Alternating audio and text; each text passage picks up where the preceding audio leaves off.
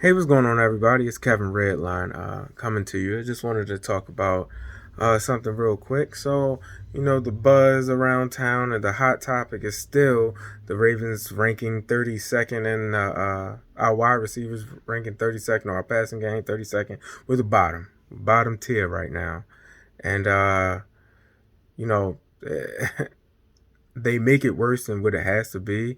And the perception right now is no wide receiver wants to sign with the Ravens. And once that words get spreading, it gets down to the young guys. I think that young wide receiver, I can't remember what school he's at. It might have been LSU. Was like, hey, I just want to go to a team, be drafted by a team that throws the ball. Um, and just to address, you know, the wide receivers that turned the Ravens down. Let's start with Gallaudet. We didn't make an offer to Gallaudet. We called his agent, let him know we was interested if he didn't want to sign with New York. And he signed with New York for a lot of money that we know the Ravens aren't going to go ahead and uh, uh, provide. So they're not going to pay that much. Not for Gallaudet.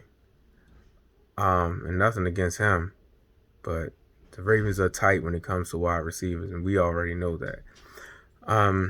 So let's move on to JuJu. JuJu, he received an offer from the Ravens, but he turned it down to stay with a team, a 1-year deal, to stay with a team that he's familiar with the system that they run, and he's going to play with the quarterback that he spent most of his career with. So why wouldn't he stay there?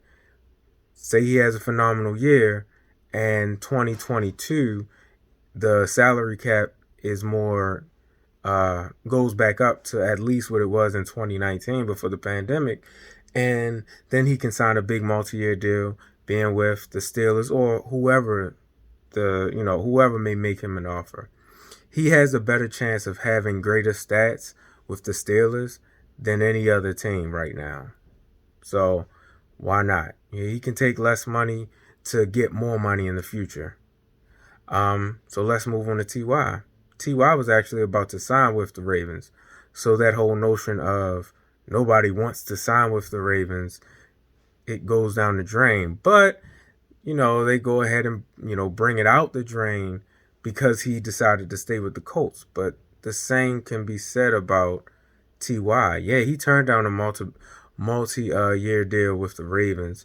But same thing that I said about JuJu. He has a good year in a system that he's familiar with. Granted, it's a new QB, but the system isn't going to change too much. The fan base is he's familiar with the fan base.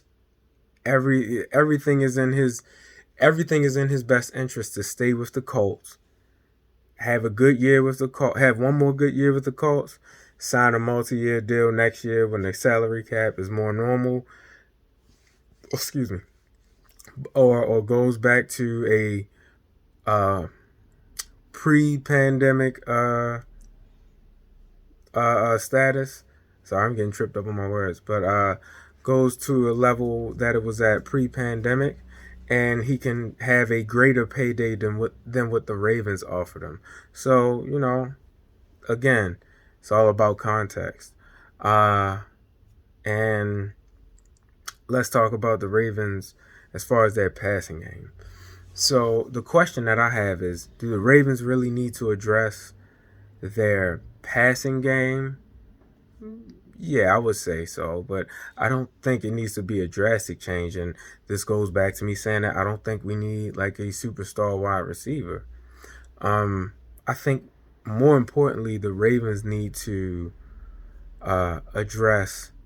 They need to perfect their craft. Um, Obviously, what the Ravens do, as a team offensively, is good. And granted, I know that a lot of it is Lamar's ability to run. And again, I don't, I hope Lamar isn't going to be running as much as he has been for the past 2 years. So in that aspect, I'm not saying that I don't want the team to be great at running. I just wish, out of the 1,000+ rushing yards that Lamar had, I hope maybe 600 is goes towards J.K. and Gus and Justice Hill. And I do want him to improve, with his passing, with the passing game. I think the Ravens need to pass more, but I don't think it has to be a drastic change. It doesn't have to be the Bills. It doesn't have to be like the Chiefs. It doesn't have to be like Tampa Bay Buccaneers or any other team out there. I think the Ravens just need to perfect their craft. And address their issues. And Graven, he just posted a video in regards to the Ravens' biggest issue that nobody's talking about. And boy, did he really made us wait until he talked about it. But it was about the untimely penalties, which is a big thing. So, if the Ravens need to work on that, and granted, I understand that they didn't have they didn't have training camp, so they the team was out of sync. Everybody was, and honestly, I think that's why side note, why Mark Ingram didn't perform the way he did in 2019. Having that non-contact injury and not being able to really get himself back in football shape prior to the season starting. That's a pretty big deal. But to get back on topic is, if the Ravens, improved as far as the offensive line, converting some of Lamar's rushing yards to actual, rushing yards for the running backs, and adjusting the passing game so that Lamar is a true dual threat quarterback, and nobody, they can respect his arm and fear his legs. The Ravens would be on the path to success. Correct the untimely penalties. Correct the offensive line, because that was a big thing, especially in the playoff game against the Bills, and just adjust the passing game so that we could have some explosive plays and less predictable plays. Just produce more in the passing game. I don't think to produce more in the passing game, you don't need a superstar wide receiver. It's not necessary. Would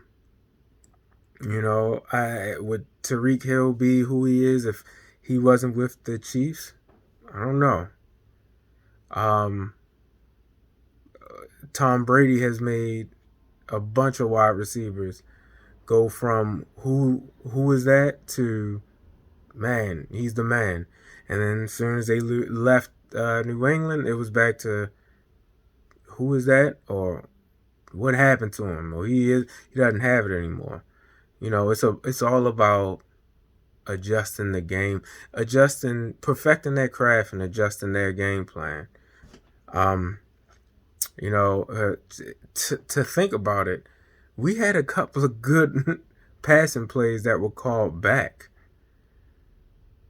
And some of them, which were, first downs or long passes or just straight up touchdowns. It was a lot of yards that were left on the field just because of penalties. So between those, wide receivers not wanting to sign here and us being ranked last, and Graven talking about that whole untimely penalty thing, it puts more of the little woes that the Ravens have into perspective. Like, I don't understand why we complain so much when we are so fortunate as a fan base. I mean, we could be the Browns, in which we have to wait years and years and years and years and years before we actually reach the playoffs. We could be the Bears, in which we drafted a dud at quarterback, but we didn't. People act like we do, but we didn't.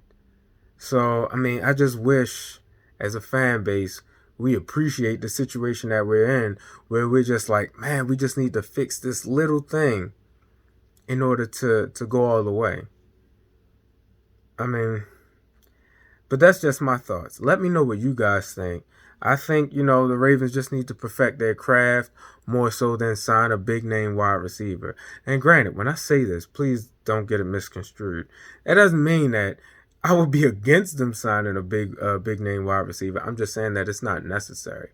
Could always help, but I don't think it's necessary for us to win it all. But let me know what you guys think. Have a happy Easter. See you guys later.